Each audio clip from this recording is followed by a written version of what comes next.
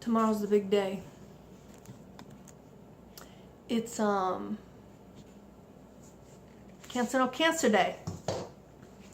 And I wanted to take a few minutes tonight and say, this pretty much blows. I'm just saying. It calls for Ben & Jerry's No Bull. Just gonna go for it.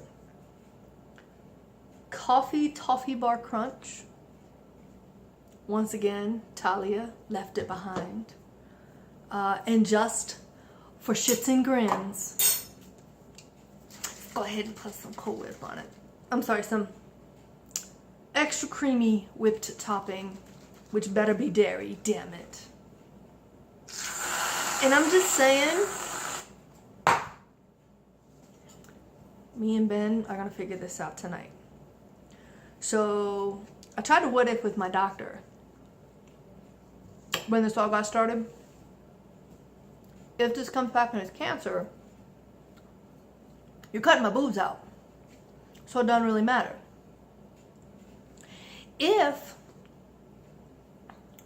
you do this and it's cancer and it's not my lymph node, that means it was only ever in my boob anyway. So I'm safe.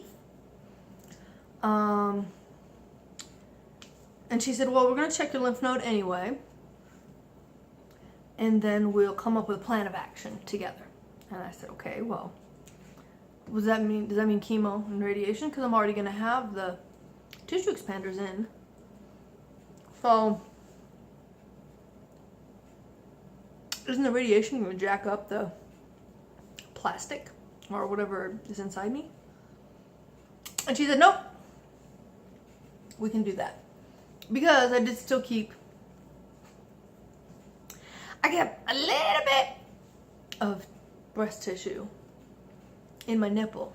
Your nipple is uniquely both breast and skin. So your nipple can get breast cancer. I would have to assume that it could also get melanoma. That's for another vlog. So I asked her if it was in my lymph node, you know, where are we at? Like, does that mean, oh, uterine cancer? Bone cancer like my mother? Right? Where are we? We don't even know where to look next. I don't think she took more than one lymph node. Been wondering about that since surgery day, actually. I was under the impression that when she got inside me, she could like take a little thing, find a little gamma radiation that was in my body from the 4 stabs to the breast, and then chase that back to the lymph node, cut it out, and do like a little chemistry set thing right there. Cancer? No cancer. Oh, cancer? Let's cut another one. Oh, cancer? Let's cut another one.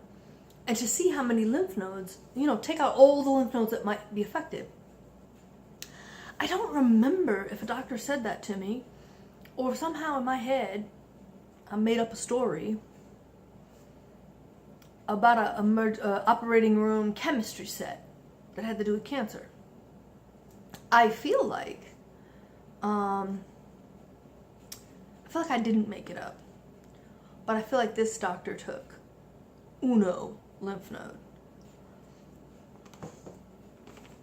So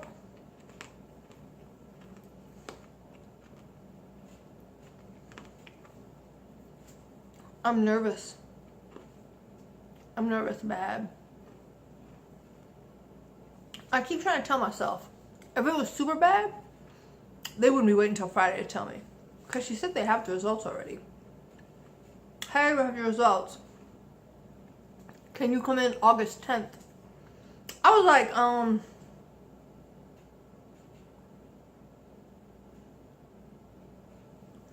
August 10th? 13 days from now? No, I can't. I'm not sitting around for 13 days while you know the truth about me. You're going to have to come up with a way to see me. Or you're going to have to bring the doctor to the phone. And we can do this over the phone. So tomorrow at 1:30, me with a Ben and Jerry's ride along. That was a Ben and Jerry's ride along, because by then that was Ben and Jerry. I don't know if I can eat a whole pint. I'm just messing around. But I am making jokes about Ben and Jerry's riding along in my belly, because that's where it's going to be. But not a pint. This is way too sweet. Me and Ben and Jerry's are going to be in the doctor's office tomorrow.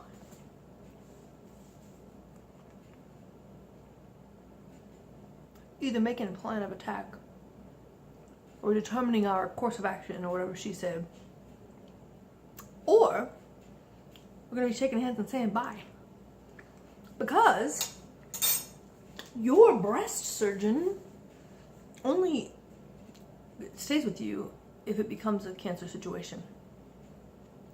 So she's going to hand me off to my plastic surgeon, who's going to continue my reconstruction if it's good news tomorrow.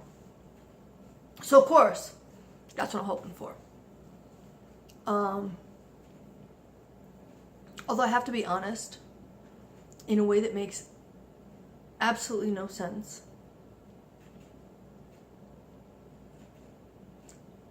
I almost feel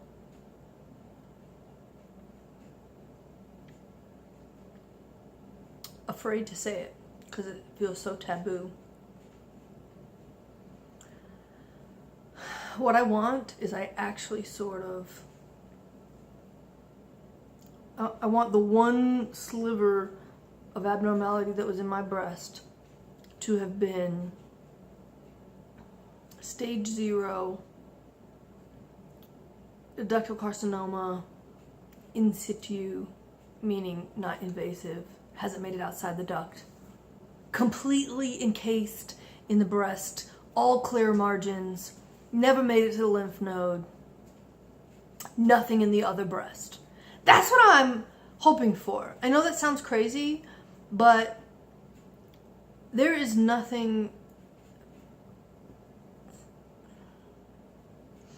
I can't wrap my head around any other abnormal cell in my body that would make this okay. What I'm going through now. Oh, you had PASH and it was PASH and a little bit more PASH. It was never cancer in the first place. I'll be okay with it. Obviously, I'm already here. I have no breasts. It doesn't matter. The surgery is done. I'm going to live with this choice. But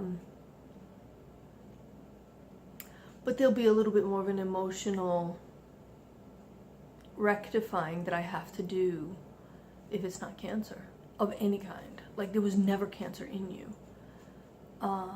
There is something jarring about that feels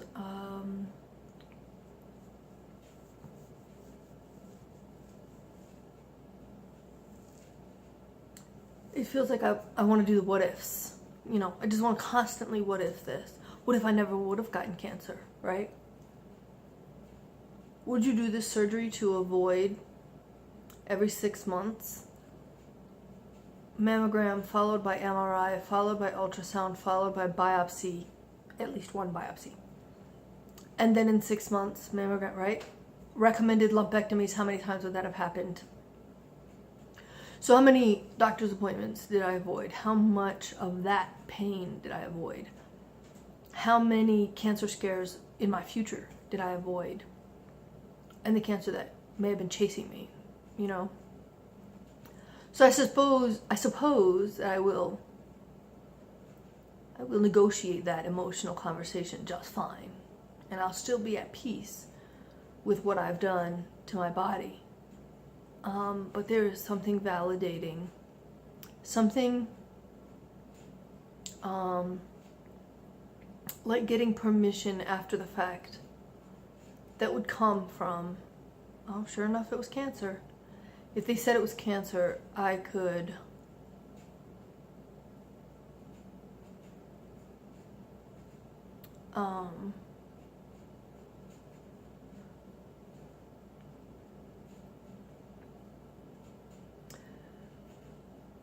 I could more easily forgive myself for the things that I'm going through now that hurt or that are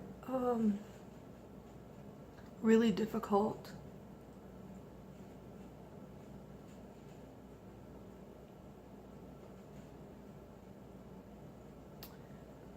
I know yesterday I said that shower wasn't that big of a deal, and that it's fun to play my boobs like drums. And it is. But make no mistake, that is a cognitive thing that's happening. I still lost my shit in the shower. I still cried like a baby. And then I wiped it up and I came over and I vlogged, right? So I took a moment and I said, this is not gonna happen. This too shall pass, right? This is gonna be okay.